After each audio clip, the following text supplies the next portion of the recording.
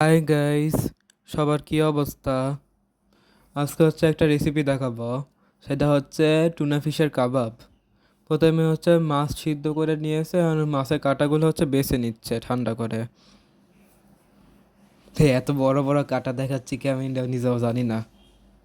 যাই হোক, আমার মাছ বাছা শেষ, সাথে আলু দিচ্ছে। আলুটা একটু ভর্তা করে নিবে। ভর্তা করে সে একটা শুকনো মরিচ দিবে। আপনারা চাইলে দিতে পারেন, না দিতে পারেন। এখন কাঁচা মরিচ দিবে। আর আমার শুকনো মরিচ একটা ছিল, ওটাই দিয়ে দিয়েছে। আর কাঁচা মরিচ আর একে একে সব মশলা দিয়ে দিবে। লবণ দিবে, হলুদের গুঁড়া দিবে, মরিচের গুঁড়া দিবে, ধনের গুঁড়া দিবে, জিরাও দিবে।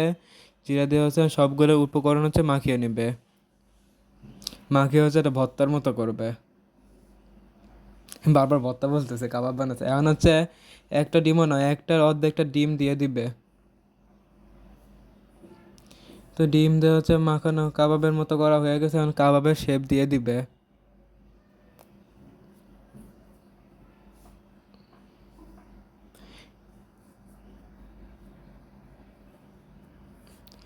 একটা বানানো হয়ে গেছে। আর এইভাবে আম্মু সবগুলো কাবাব বানিয়ে নিয়েছে। এখন দুপুরে আম্মু টক দই বানাবে আজকে। ওটার জন্য দুধ জাল দিয়ে দিচ্ছি আমি। আর আজকে ইফতারিতে আমরা খিচুড়ি খাবো। তো পাশেই চাল ডাল নিয়ে নিয়েছে, ওনারা ধুয়ে রাইস কুকারে বসিয়ে দিয়েছে। তো খিচুড়ি রান্না হয়ে গেছে। তারপর এটা ভাজা পোড়াও করবে। তো চুলা জ্বালিয়ে কড়াইতে তেল দিয়ে ডালের বড়া ভেজে নিবে। যতই বলি বাঙালি ভাজা পোড়া খাবো না, ভাজা পোড়া লাগবেই আমাদের। এই তো আজকে আমার টমেটোর চপ বানাচ্ছে। এটাকে এটা টেটুনিও বলে কেউ কেউ। বেসন, টমেটো কেটে বেসন দিয়ে ডুবাই ভেজে নিচ্ছে। আর আমার কাজ শরবত বানানো। শরবত বানিয়ে নিচ্ছি। আর আম্মু কাবাব ভাজতে ভুলে গিয়েছিল ইফতারে 10 মিনিট আগে, মনে পড়ছে, এখন ভেজে নিচ্ছে তাড়াতাড়ি করে।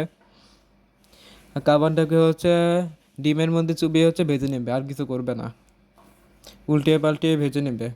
আর আমি পাশে গিলাসে শরবতটা ঢেলে নিচ্ছি। আর প্লেট সাজানো হয়ে গিয়েছে। আর আজকে ইফতারে খিচুড়ি আর ভাজা পোড়া, শরবত, তরমুজ। শরবত তো থাকেই। একটু খেয়ে রিভিউ তো দিয়ে দিই। একটু কাবাবটা কেমন দিই। আর কাবাবটা খেতে মজাই হয়েছিল। আপনারা এভাবে বাসায় বানিয়ে খেতে পারেন, বানিয়ে দেখতে পারেন। একটু লেবু চিপে নিচ্ছে খিচুড়িত। লেবু ছাড়া, লেবু দিলে খিচুড়ির স্বাদ একবারে দ্বিগুণ হয়ে যায়। আমার তো লেবু খেতে অনেক ভালো লাগে। কার কেমন লাগে লেবু খেতে এটা তো জানি না, আমার তো অনেক ভালো লাগে। একটু লেবু চিপে মাখিয়ে একটু মুখে দিই।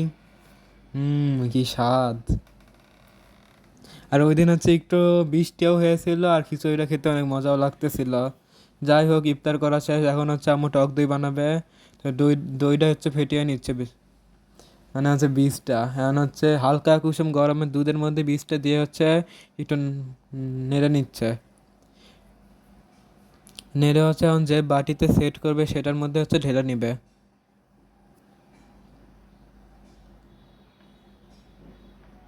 আর দইটা মনে আমার 8 ঘন্টা রেখেছিল।